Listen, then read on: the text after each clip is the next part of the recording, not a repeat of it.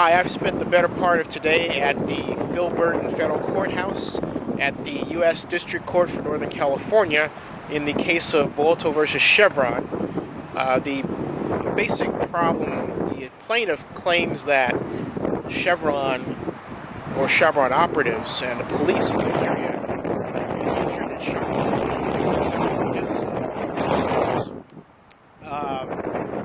Chevron's counterclaim is that Mr. Bowoto and his co-workers or his compadres had actually boarded their oil production rig to kidnap their employees, and in the act of protecting their employees, simply had to call the police, and that's where the difficulty ensued. But what today's process was jury selection, but also after the jury was selected, the 9 members of the jury were selected, there was an interesting back and forth in which Chevron was essentially trying to avoid this trial being a referendum on its environmental record in Nigeria.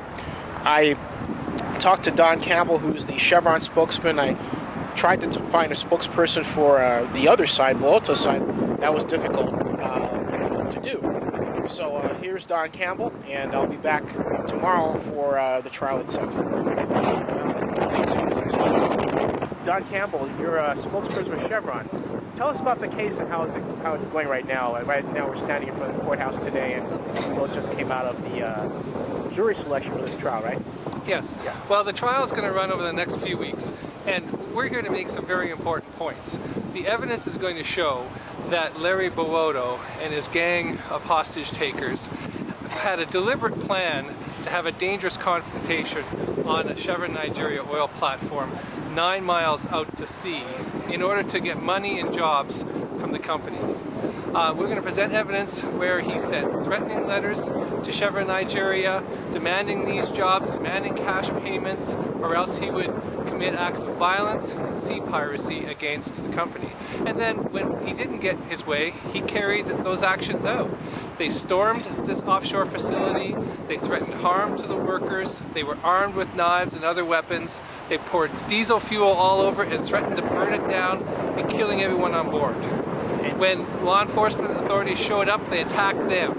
And then they kept 7 people hostage for an additional 3 days on top of that in miserable conditions until we could finally secure their release. So we're going to demonstrate that this is a violent activity and that our people acted to try and protect our workers and resolve this situation safely and peacefully. Our viewers want to know how this wound up being in the United States and not in Nigeria.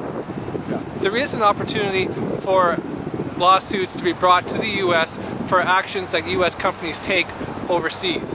But if plaintiffs have their way in this particular case, American companies wouldn't be able to call law enforcement officials to help save their workers who are in a dangerous situation. So what we don't want to see happen is rebels to be given a settlement by a U.S. court for their misdeeds overseas. Yeah, it sounds like something where, as I read the case, they attacked your people, and you were just protecting them. Right. And again, we're going to present evidence that they planned this out, that this was a deliberate confrontation to get money and to get jobs, that they held our people hostage for these benefits, and that we tried to resolve this situation after 3 days safely and peacefully.